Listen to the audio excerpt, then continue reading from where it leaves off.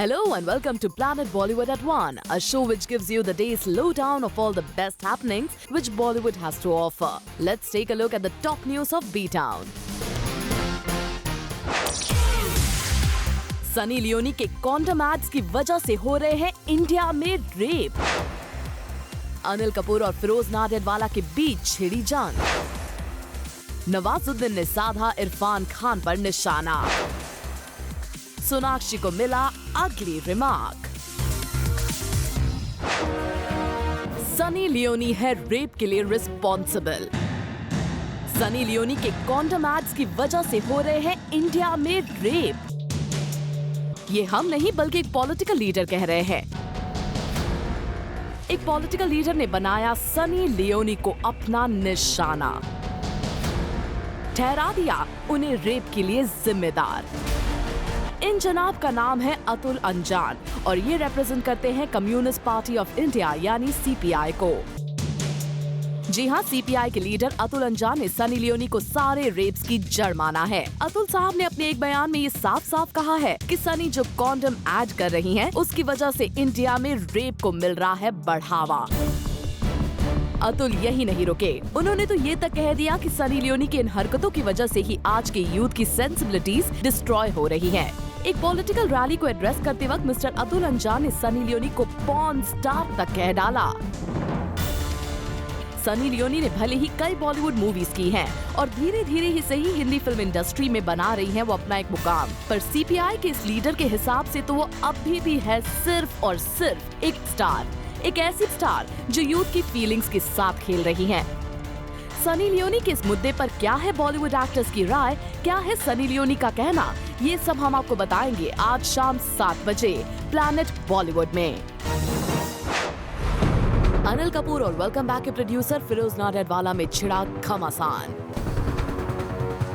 पैसों को लेकर हुई दोनों के बीच अनबन। डायरेक्टर अनीस बाज़मी भी हुए इस लड़ाई में शामिल। मिलाया अनिल के कंधे से कंधा। अब आपको इस तनातनी की वजह बताते हैं। खबर है कि वेलकम बैक के प्रोड्यूसर फिरोज नाडियाडवाला ने अब तक ना तो अनिल कपूर को और ना ही डायरेक्टर अनीस बाज़मी को इस फिल्म की फीस दी है।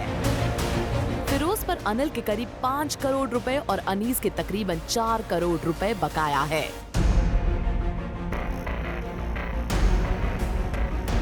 सूत्रों की माने तो इन पैसों के लिए अनिल और अनीस ने कई बार फिरोज को कहा, पर हर बार फिरोज कोई ना कोई बहाना बनाकर टालते रहे।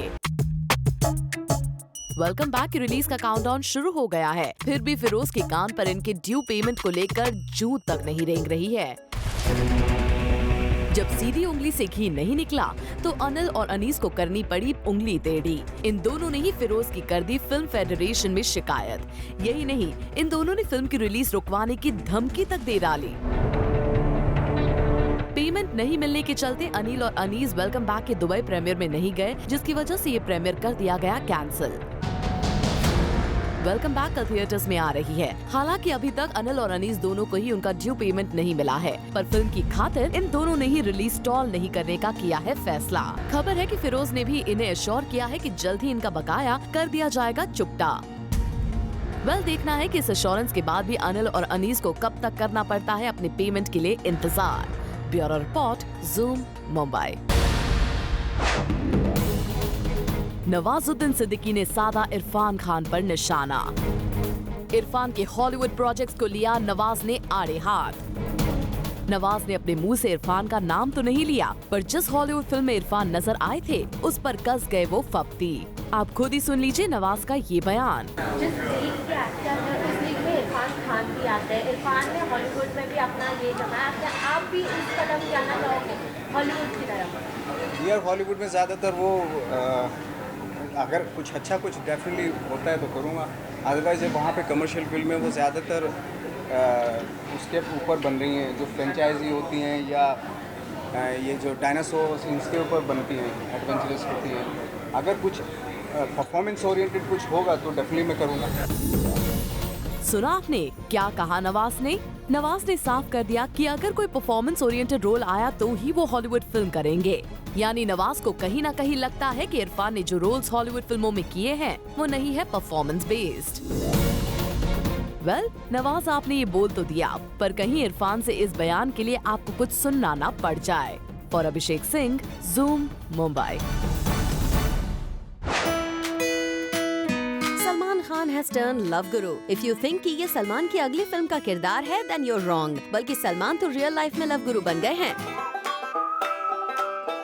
जूम की सोर्सेस को एक्सक्लूसिव खबर मिली है कि सलमान अपने एक को स्टार के लिए बने लव गुरु। अपेरेंटली सलमान के एक को स्टार की रिलेशनशिप में आ गए थे काफी issues, but recently Salman helped the couple in solving a misunderstanding and even give them tips to have a smooth relationship. और अब सलमान के इस लव गुरु अवतार ने उस कपल की रिलेशनशिप को कर दिया है मेंड। Well, always ready to help his friends and family, seems like Salman इस टॉपिक में भी एक्सपर्ट हो गए हैं। For Abhishek Singh, zoom, Mumbai.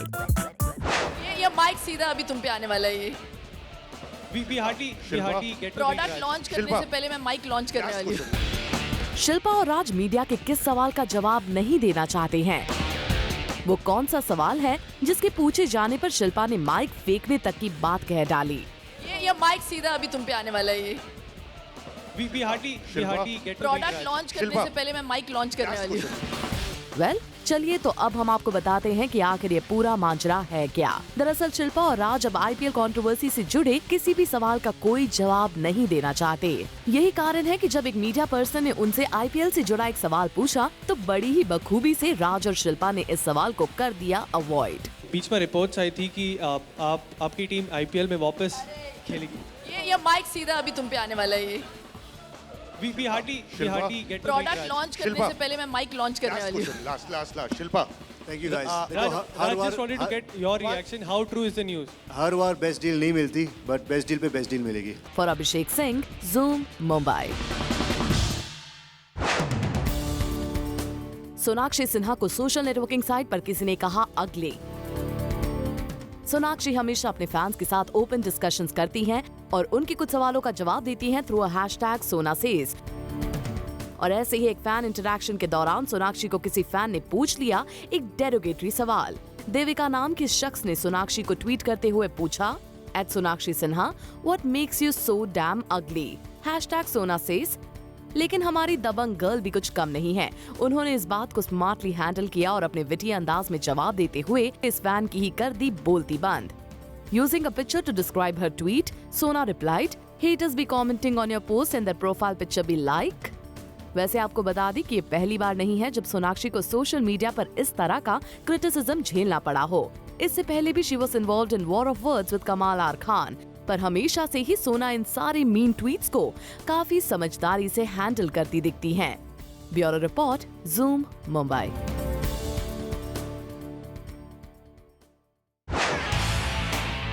अनिल कपूर ने हराया जॉन इब्राहिम को। धरी रह गई जॉन की मस्कुलर बॉडी। बाजी मार ले गए अनिल। दरअसल हुआ यूं कि वेलकम बैक के एक प्रमोशनल इवेंट के दौरान अनिल और जॉन के बीच हुआ पुशअप कंपटीशन। इस कंपटीशन के जरिए ये जानने की गई कोशिश कि कौन है सबसे ज्यादा फिट। सबको लगा कि फिटनेस के मामले में जॉन के आगे अनिल नहीं टिक पाएंगे, पर हुआ उल्टा ही। जब पुशअप्स का दौर शुरू हुआ तो अनिल एक के बाद एक पुशअप लगाते चले गए और जॉन के पास सिर्फ उन्हें देखने के अलावा नहीं बचा कोई चारा। इस पुशअप की रेस में अनिल निकल गए जॉन से आगे। तो इस तरह फिटनेस की सिंबल माने जाने वाले जॉन फिटनेस में ही अनिल से खा गए मात। Bureau report, zoom, Mumbai.